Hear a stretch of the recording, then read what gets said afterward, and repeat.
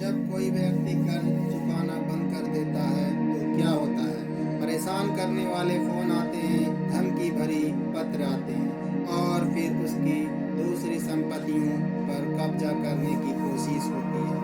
इसका अंत दिवालिया होने पर होता है। समय पर कर्ज नहीं चुकाने वाले को डिफॉल्टर कहते हैं। अब श्रीलंका को लेकर भी यही आशंका जताई जा रही है, लेकिन श्रीलंका पर जाने से पहले आइए भारत का ही रुख करते हैं। हम आपको ले चलते हैं साल 1991 की दौर में। जून 1991 में भारत का विदेशी मुद्रा भंडार लगभग खाली हो चुका था। भारत का विदेशी मुद्रा भंडार 1 अरब डॉलर से भी कम बचा था। ये डॉलर महज 30 दिनों के तेल और फूड बिल के भुगतान में खत्म हो जाते। भारत के पास इतनी विदेशी मुद्रा भी नहीं थी कि बाकी दुनिया से कारोबार कर सके। भारत का विदेशी कर्ज 72 अरब डॉलर तक पहुंच चुका था। मैक्सिको के बाद भारत तब दुनिया का तीसरा सबसे बड़ा कर्जदार देश था। देश की अर्थव्यवस्था और सरकार से लोगों का भरोसा खत्म होने लगा था। इस स्थिति में भारत की अर्थव्यवस्था घुटने टेक चुकी थी। एनआरआई अपना पैसा निकालने लगे थे और निर्यातकों को लगने लगा था कि भारत उनका उधार नहीं चुका पाएगा। महंगाई 7वें आसमान पर थी। तेल की कीमतें बढ़ाई गई, निर्यात रोका गया, सरकारी खर्चों में कटौती की गई और रुपए में 20% तक का अवमूल्यन किया गया। बैंकों ने ब्याज दरों में बढ़ोतरी की। IMF ने भारत को 1.27 अरब डॉलर का कर्ज दिया, लेकिन इससे हालात नहीं सुधरे।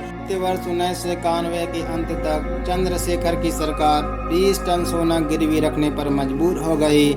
जब PV नरसिम्हा राव 21 जून 1991 में प्रधानमंत्री बने तो ऐसा लग रहा था कि भारत विदेशी कर्ज तय तारीख पर नहीं चुका पाएगा। लेकिन PV नरसिम्हा राव ने वित्त मंत्री मनमोहन सिंह के जरिए कई सुधारों को अंजाम दिया। भारतीय अर्थव्यवस्था में संरचनागत बदलाव की बदौलत चीजें नियंत्रित हो पाई। 1991 में जो भारत की स्थिति थी वही आज श्रीलंका की है।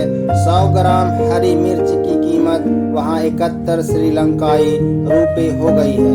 200 रुपए किलो आलू मिल रहा है और 1 केजी दूध के पाउडर से 100 ग्राम के पैकेट बनाए जा रहे हैं ताकि लोग उन्हें खरीद सके। गैस सिलेंडर के लिए लंबी लाइनें लगी हुई है। केवल 1 महीने में खाने वाली चीजों की कीमत में 15% की बढ़ोतरी हुई है। 2019 के अंत में श्रीलंका का विदेशी मुद्रा भंडार 7.6 अरब डॉलर था। यह राशि 2020 में 5 महीने के आयात के लिए थी, लेकिन फिर भी विदेशी कर्जों और अन्य विदेशी फॉरेन एक्सचेंज भुगतान की तुलना में काफ़ी कम थी। 2020 की शुरुआत से ही श्रीलंका रुपया काफ़ी दबाव में था। 2020 के अंत तक श्रीलंका का विदेशी मुद्रा भंडार 5.7 अरब डॉलर तक पहुंच गया। 2021 के नवंबर महीने में 1.6 अरब डॉलर हो गया। समाचार एजेंसी रॉयटर के मुताबिक श्रीलंका को इस साल 4.5 अरब डॉलर का कर्ज अदा करना है। की शुरुआत 18 जनवरी से ही होगी। 18 जनवरी को 50 करोड़ डॉलर के इंटरनेशनल सॉवरेन बॉन्ड की अदायगी की तारीख है। अगर श्रीलंका इन्हें नहीं चुका पाया तो वो डिफॉल्टर हो जाएगा। क्या उस स्थिति में हम श्रीलंका को दिवालिया होना कहेंगे? आखिर दिवालिया होना क्या होता है? जवाहरलाल नेहरू यूनिवर्सिटी में अर्थशास्त्र के प्रोफेसर अरुण कुमार कहते हैं दिवालिया होने का मतलब है कि क्रेडिट रेटिंग लगातार खराब हो रही है, जैसे अभी श्रीलंका के साथ हो रहा है।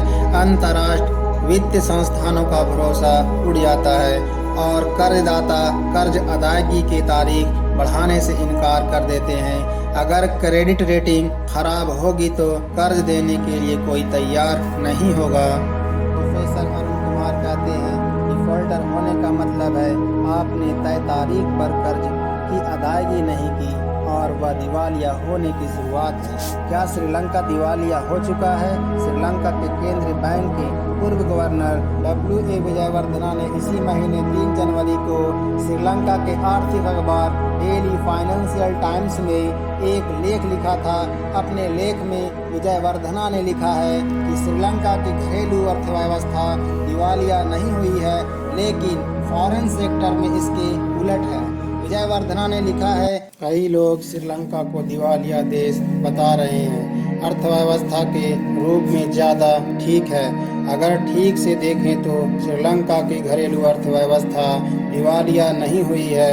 श्रीलंका की घरेलू अर्थव्यवस्था तब दिवालिया होगी जब सरकार दिवालिया हो जाएगी। सरकार तब दिवालिया होती है जब राजस्व बंद हो जाता है, टैक्स देना लोग बंद कर देते हैं और नए नोट छापने का कोई मतलब नहीं रह जाता। अगला कदम यह होता है, लोग देश की मुद्रा स्वीकार करना बंद कर देते हैं क्योंकि हर मिनट का मूल्य गिरता रहता है। श्रीलंका की सरकार अभी इस स्थिति का सामना नहीं कर रही है। अभी भी श्रीलंका का टैक्स से राजस्व उसकी GDP का 9% है। हालांकि यह ऐतिहासिक रूप से निम्न स्तर पर है। अपनी मुद्रा में लेन देन लोगों ने अभी बंद नहीं किया है। ऐसा हम कह सकते हैं कि श्रीलंका की सरकार 12 महीने घरेलू अर्थव्यवस्था चला सकती है। जब तक सरकार दिवालिया नहीं होती है, तब तक देश भी दिवालिया होने से बचा रहेगा।